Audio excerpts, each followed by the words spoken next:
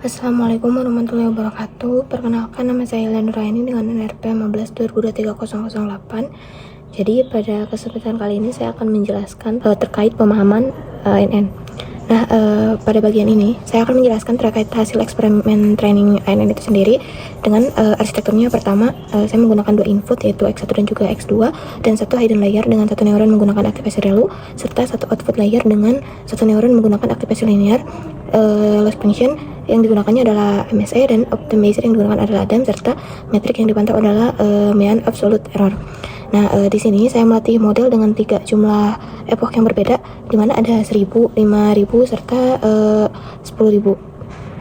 Kemudian di sini kita langsung saja inputkan beberapa library, serta kita masukkan dataset yang diambil dari yang telah ditugaskan. Kita langsung lihat dari hasil training yang 1000 epoch, di mana di sini kita lihat kalau hasilnya itu menggunakan menunjukkan loss MSE-nya itu sebesar 48,93 dan MAE-nya sebesar 5,28. Nah, angka ini masih sangat tinggi, artinya model belum berhasil mempelajari pola data dengan baik.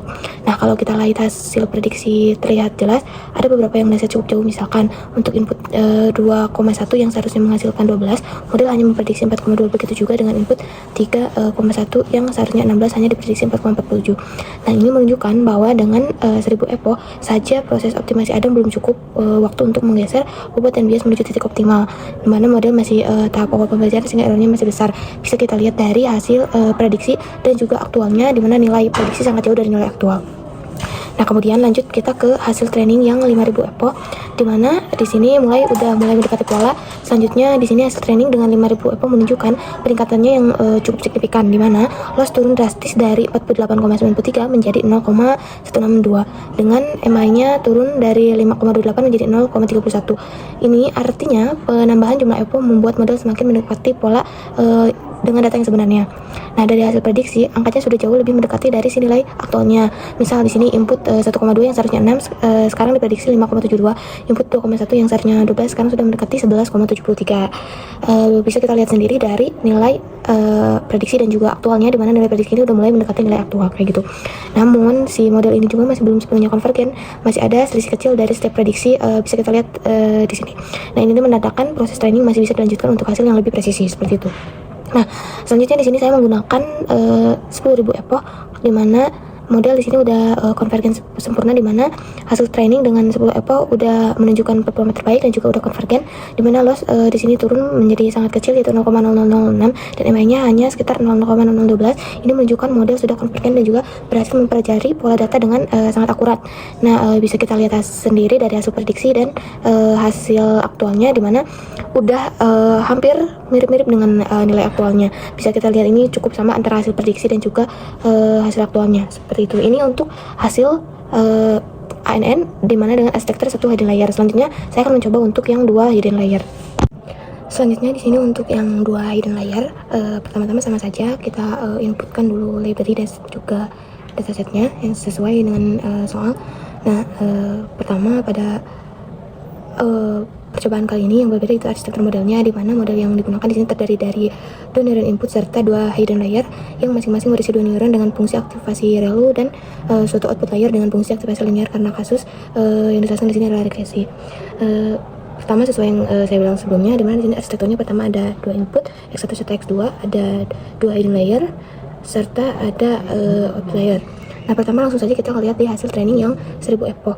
Sama saja seperti sebelumnya, di mana di sini saya menggunakan tiga percobaan. Yang pertama ada 1000 epoch, yang kedua ada 5000 epoch, dan yang terakhir ada 10.000 epoch. Pada training yang 1000 epoch ini, model memperoleh nilai loss atau MSE sebesar 28,18 dan MI-nya sebesar 4,14. Artinya rata-rata kesalahan prediksi masih cukup besar, sehingga model belum mampu mempelajari hubungan antara data input dan juga output secara optimal.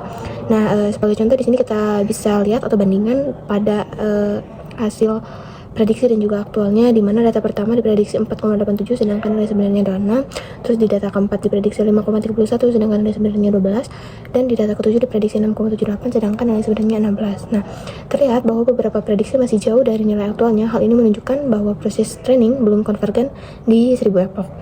Selanjutnya kita lihat di hasil training di 5000 epoch, dimana hasilnya justru MACD-nya sebesar 57,11 dan MAE-nya 6,21. Di sini nilai loss-nya justru menjadi lebih besar dibandingkan training 1000 EPO. Nah, untuk hasil prediksinya di sini semua data di 4,563, di mana model ini menghasilkan nilai yang sama untuk seluruh data, itu sekitar 4,56.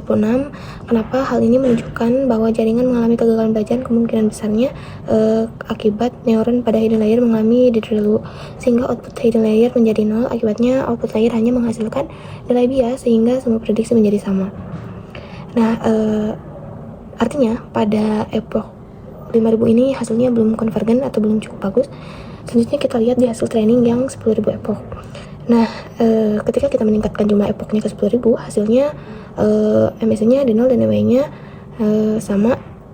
Pada tahap ini, model ini berhasil mempelajari seluruh pola pada dataset. Nah, terlihat kita bandingkan dari hasil prediksi dan juga aktualnya, di mana hasilnya cukup sama. Artinya pada epoch 10.000 ini sudah konvergen, seperti itu. Hal ini menunjukkan kalau bahwa bobot dan bias yang diperoleh sudah optimal, sehingga seluruh data berhasil diprediksi dengan sangat akurat dan juga konvergen, seperti itu. Sekian dari saya, mohon maaf bila ada kata-kata yang salah. Wassalamualaikum warahmatullahi wabarakatuh.